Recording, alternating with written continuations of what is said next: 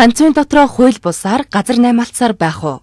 Хангуул дүүргийн 4-р хорооны нутаг дэвсгэр дээрх хүүхдийн тоглоомын талбай болон автомашины зогсоол дээр орон сууцны зориулалттай барилга барихаар болжээ. Үүнээс үүдэн оршин суугчид гомдол гаргаж, хууль хяналтын байгууллагуудад удаа дараалан хандсан байна. Хүннү мал дэлгүүрийн хажуу талын шинэ өргөөгээд хотхон дээр бас яг энэ хүүхдийн тоглоомын талбай дээр барилга баригдаад байгаа гэдэг оршин суугчдын бас нэлээд эсэргүүцэл тэмцэлээ тулгараад байгаа юм. Яг энэ талаар ерөнхийдөө бас юу болж байгаа процессын мэдээлэл өгөөч.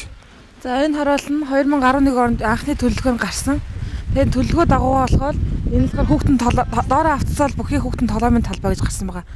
Тэгээд оршин суугчд нүүж орж ирээд энэ тоглоомын талбайг удахгүй хийн.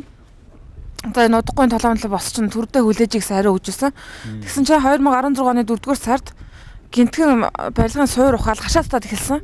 Тэгсэн оршин суугчд болохоор 200 гаруй оршин суугчд гарч ирээд за энэ юу болж байгаа талаар яагаад бүгдээрээ хашаа мушаагч бариулахгүй гэсэн эсэргүүцэл зарласан. Тэгсэн энэ компани REC буюу одоо энэ захиалагч компани гүйц захирал Гантмөр гэж залуу гарч ирээд за би өөрийнхөө биеэр андгаалъя. Энд бол доороо автцаалтай тоглоомын талбай барина. Танаас хаан зовдгүй миний хүүхд ч гэсэн энэ тоглоно гэсэн тайлбар өгөөд тэгээ оршин суугчд яалтчгүй энэ үгэнд нэтгээд барилгын ажлыг өргөжлөхөд зөвшөөрсөн. Тэгээ барилгын суурийг нөх ухчаад бүхэлдэн 3-4 сар ерөөсөө огт ажил хийгээгүй. Энэ хугацаанд зуны бороо моронд л хажуу талын автцамуудын нэг нь бол бүтнээрээ нурцсан. Уртлын байрны шат матнууд бол ерөөсөө цууралт өгсөн байгаа.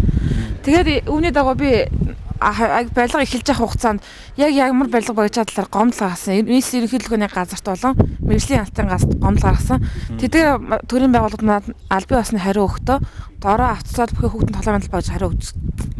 За тэгээд авилгын ажил явуулах 9 сараас дахиад суураад татгаад эхлэхээр нь за яг юу ярьж байгаа дахиад гомдол гаргаад өгсөн чинь цаанаас болохоор мэргэжлийн алтаас энэ бол доороо автцаад бүхий тоглоомын талбай гэдэг танд урд нь өгсөн хариу манайх хിവэрэ байна. Манайх дээр бол шинжилсэн төлөвлөгөө гэж байхгүй гэж хэлсэн. Тэгэхээр ерөнхийлөгөөний газарт надад хуулийн өргөдөл гомдлын хариу өгөх хугацаа нэлээд удасны дараа одоо сар гарны дараа надад хариу өгөхдөө 20 айлын орон сууж өгсөн. Тэгээд би тэр албан бичгийн хариуд нь болохоор яагаад энд ингэж ийм барилга барихад та зөвшөөрөл өгчвөө саяхан надад өгсөн хариун дээр ондоо байсан. Тэгээ энэ зурган дээр чинь байгаа он сарын зөрөөд байна гэсэн чинь би мэдэхгүй та нар тэр дээд байгууллагатайгаа уулзраад нийслэлийн засаг таамаг тамирын газар маа зэн дээгүү засаг дарамтайгаа уулзраад гээд бид ингээ бүргэлээ хайцсан байгаа. Би энэ хороол оройд одоо жил гарan амьдарч байна. Тэгээд энэ хороол маань болохоор та бүхэн ч гэсэн мэдж байгаа телевизийн реклам сурталчилгаагаар А3 зэрэглэлийн хороол гэдэг одоо сурталчилгаа явсан байгаа. Тэгээд тэрний дагуу бид нар хамгийн гол нь утаанаас холдож тэгээд хотын дуу чимээнээс холдож хүүхдүүдтэй амар тайван одоо орчин бүрдүүлэх гэж энэ хүү хорооллыг сонгож ирсэн байдаг.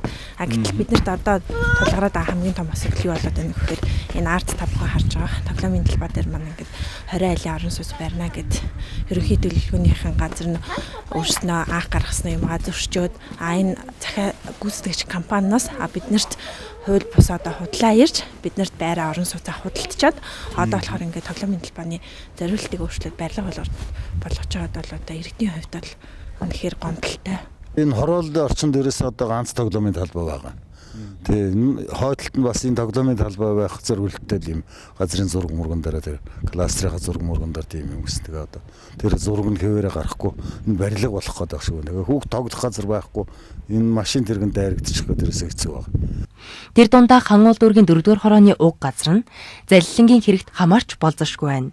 Учир нь уг газрыг анх дээрээ хүүхдийн талбайтай давхар машины зогсоод болгоно хэмээн REC хариуцлагатай хувьцаат компани гэрээ байгуулж байжээ. Гэтэл төдөлгүй тус газарт автомашины зогсоолоос өөр томоохон байгууламж барихаар хундаамаа зутгасныг иргэд онцолж байна. Гэхдээ одоо талбай байтхан одоо явах газаргүй болсон шүү дээ. Энэ шатаад өгсөн явдаг байсан чи хаач гисэн. Одоо засвар орохоор галтэрч унахаар ингээ газрын hodоор тайлдаг юмд болсон. Одоо энэ тэгээ ирэх тахтангуудын газар ирэх шиг болж яваад бидний шиг хамаагаалсан юм байна л да.